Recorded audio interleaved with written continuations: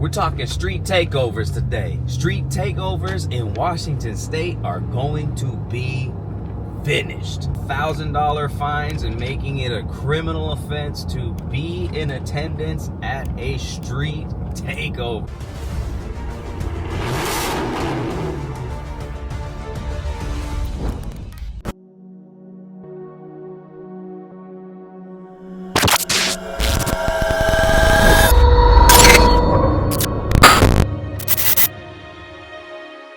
What's good, everybody? Mr. J here, and hold up, what is this? This ain't Gotham Hemi. It's looking a little roomier. Still got the red interior. What is this? What's going on? Well, that's a story for another day.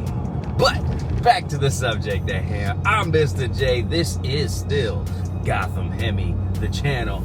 And today we are talking about street takeovers, more specifically street takeovers in Washington State. Now, depending on who you are, I don't know if you are a street takeover person or if you're a street takeover watcher or someone who hates street takeovers.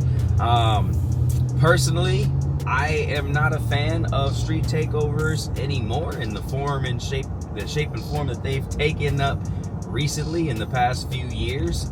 It has definitely exploded onto the scene as something that is out of control, to say the least. I'm all for having fun in your cars. I'm a #1 proprietor of that. But I'm also about taking it to a responsible area, taking it to a spot that's not only safe for you but safe for those around you. And the street takeover scene has just exploded into something that is completely opposite of that. So you would never catch me at a street takeover ever. What I would love to see is well, we've seen it a couple of times before. We've seen police department endorsed street takeovers where they will designate an area, they'll get paramedics and things on site and basically embrace the car community and the car culture around street takeovers and have a legally endorsed street takeovers. Now I know that takes away half of the thrill for everybody who goes to these events and attends these events. But personally, I would love to see more of that than actual street takeovers, man. I get it. Everybody's out there having fun, and I don't ever want to, be the one who comes in between fun, especially fun with cars, right?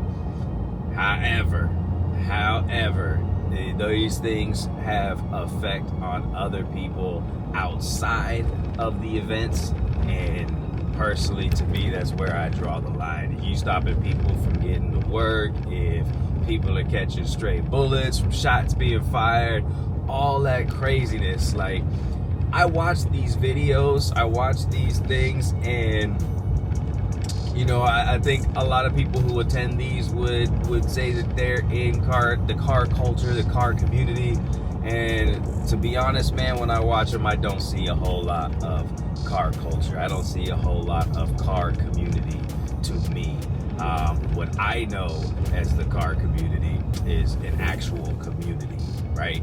People who gather around cars, who are enthusiastic about cars, care for their car. It's different. What I see from street takeovers is not a community that's together for cars. It's a community of rebels. It's a community of, for lack of better terms, it's a band of thugs coming together and showing out and trying to get Instagram posts. And it's a culture that is derivative of a whole lot of things that ain't centered around cars. It just happens to have cars in it. Could be wrong. Hit me in that comment section if you think I'm wrong. I don't know. That's just my personal opinion. That's what I see. Okay? Call me an old head. Sure, whatever. I love that there's cars involved. I love the cars involved, but I do not like what's going on with the cars. And Washington State they have been taking steps to eliminate these for the past couple of years. I think where street takeovers really got out of hand was with COVID. When everything was locked down under COVID, we didn't have police on the streets, and basically people were given free reign to do whatever the heck they wanted to do. Now, street takeovers had definitely existed before COVID. I'm not saying that it started with COVID, but it was a much different monster before COVID. They were more akin to your parking lot meetups, parking lot takeovers. It was still to isolate. People still kind of had care about it. Thought to, the environment around them, trying to stay off of the streets and, just have fun in secluded areas.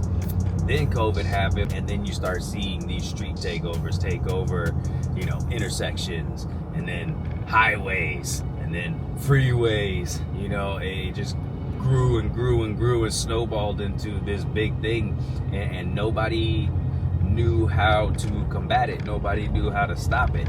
Essentially, you really couldn't stop it without, going through a crowd of pedestrians. That's the advantage. That's the leg up that takeovers have always had over, law enforcement and anybody who would be wanting to go in there and stop it.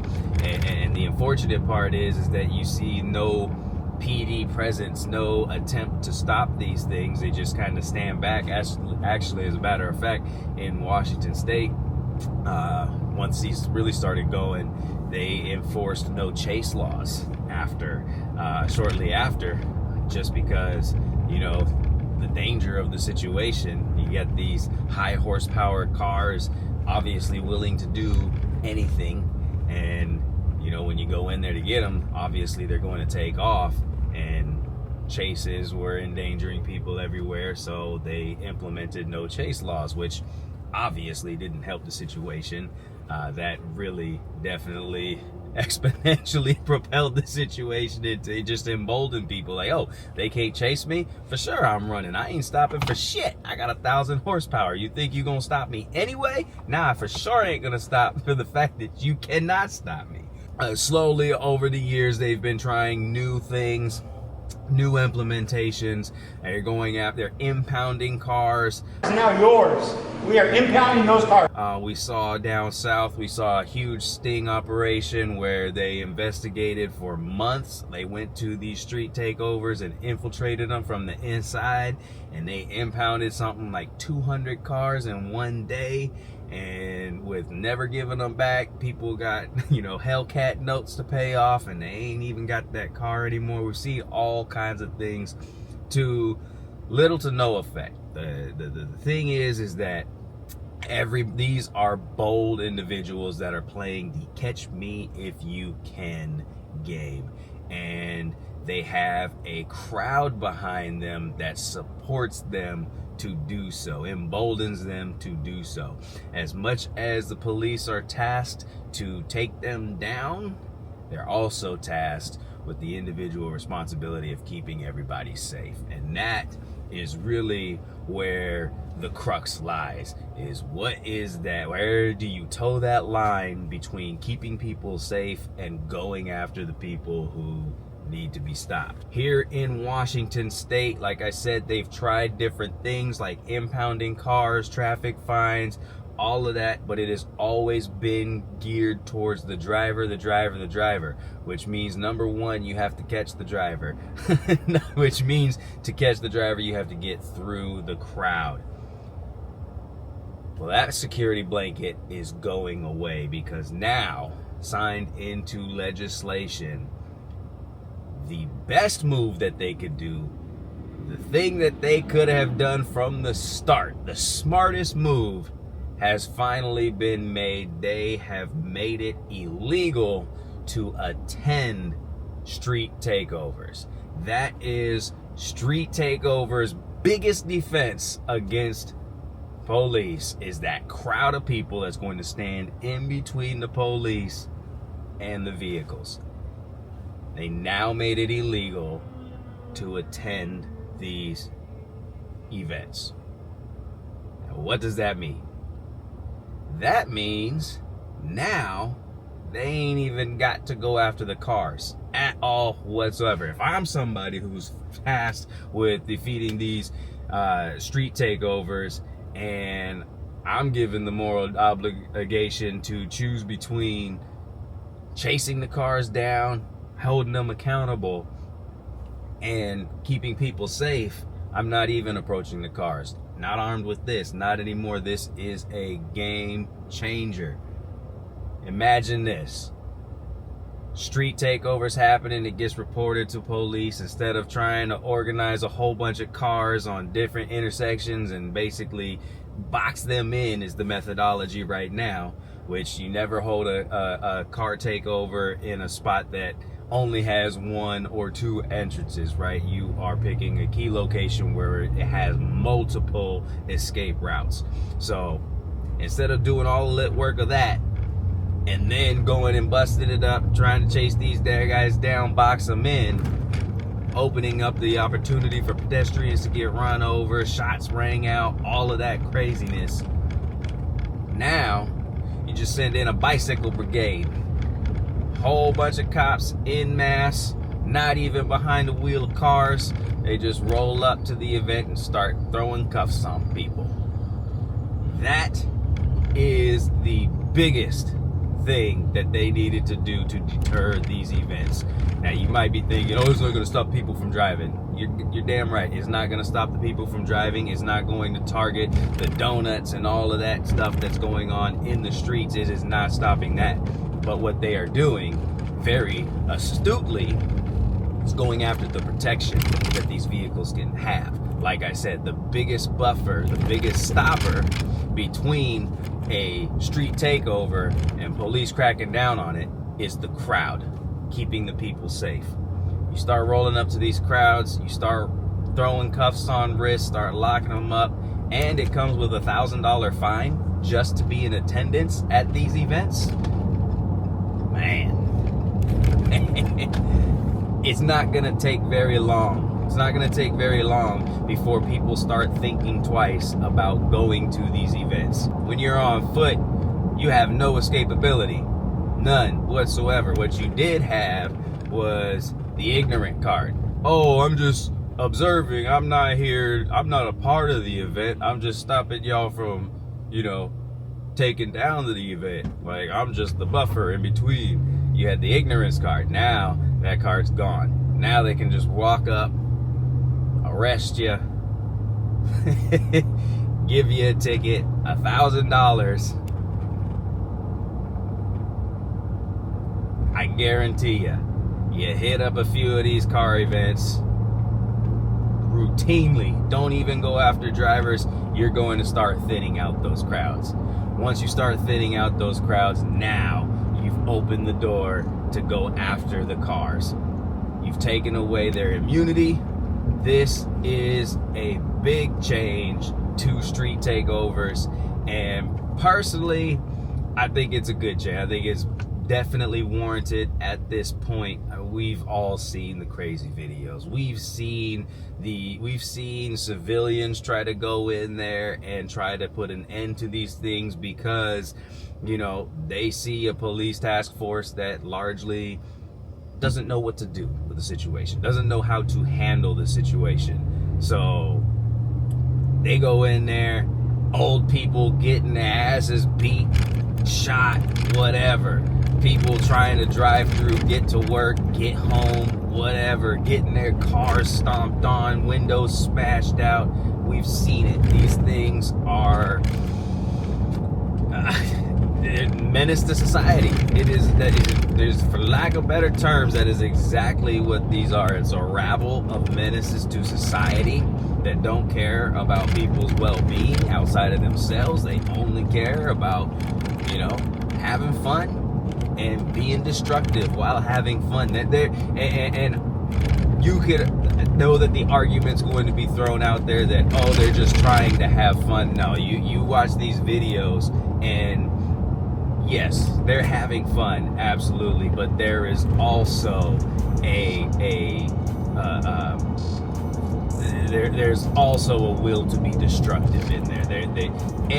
All these people are looking for an excuse for stuff to pop off. You no longer go to a street takeover for some street races and to show out. You expect something to pop off at these things. It's the seek of the thrill. It is what it is, and they've gone way out of hand, way overboard. Not only that, but cars are different today than how they were 15, 20 years ago. I mean, you drive to the grocery store and you're passing 2,000 to 3,000 horsepower cars that were bought off of the lot like that, like hotcakes. So, you know, the cars are better, the cars are faster, the cars are more dangerous today than they have ever been, and there's just an air of recklessness in the air, and you know, it needs to be held into account. And so far they've been unable to do so, but this is going to be a step in the right direction. I guarantee it, as long as they follow through with it. That is going to be the key. Now, all of this could be spitballing and conjecture if they don't follow through with it. And I already see some of the arguments that are having, like lawyers are lined up ready to have field days with this. Like, where do you draw the line between, oh, I was in attendance and, oh, I was just passing by? Well, that's not really for me to decide. That's not really even for the police officers to decide. In my opinion, if you're there, you do the wet work, and then you sort everything out in court. You don't just play ignorant, like, oh yeah, you could have just been passing through. No, these things are happening because people are attending, and the point of emphasis is that they need to stop. You are not going to stop it by, you know, oh, this case was here, this case. No, you roll up. If you're tasked with rolling up, you go, you put the cuffs on the wrists, and you let the legal matter do whatever it does. If they lawyer up and they find them that they were not guilty, okay, so be it. Who are we to argue with the law, right? Who are we to argue with the law?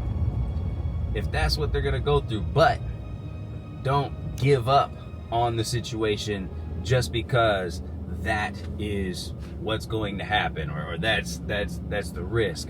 Like, nobody's getting convicted anyway, so we're not going to follow through with these laws. That actually is something that happens a lot in Washington State. I don't live anywhere else, so I don't know if it's widespread everywhere else, but we see in Washington State, particularly around Seattle, we see a lot of laws that get put into effect that effectively never get put into effect because they never get enforced.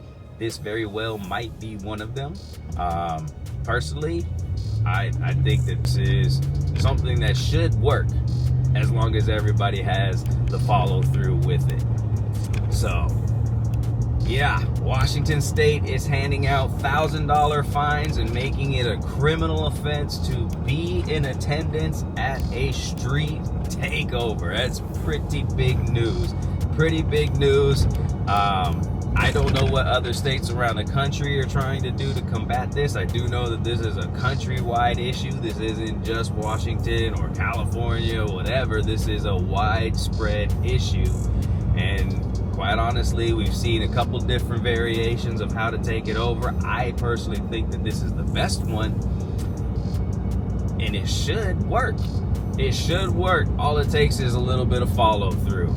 Like I said, start thinning out those crowds, start thinning out the immunity that they have, and once again, you'll be able to start rolling up on them with vehicles. They did take away the no pursuit law. They made amendments to that. Obviously, they put in force the street racing task force. Those are pretty much everywhere now at this point. But they got all them horsepower and all them trained drivers, but still they can't get to them, is the quintessential issue. So let me know in the comment section down below. Let me know what you think of this news. Are you happy for the news? Do you hate the news? Are you a street takeoverist? You know, do you hate street takeovers? Get in that comment section. Let's start a discussion. Let me know whatever thoughts you have down below. I always try to respond to each and every comment on the channel. But it's about gonna wrap it up for me. I'm Mr. J. This is still Gotham Hemi, even though it's a different look. I know it's so roomy in here. It's like still got the red leather interior, black. What's going on here, Jay? Where's Gotham Hemi at? Like I said, it's a story for another date. Stay tuned. I'm Mr. J. This is Gotham Hemi, and until the next one, toasters.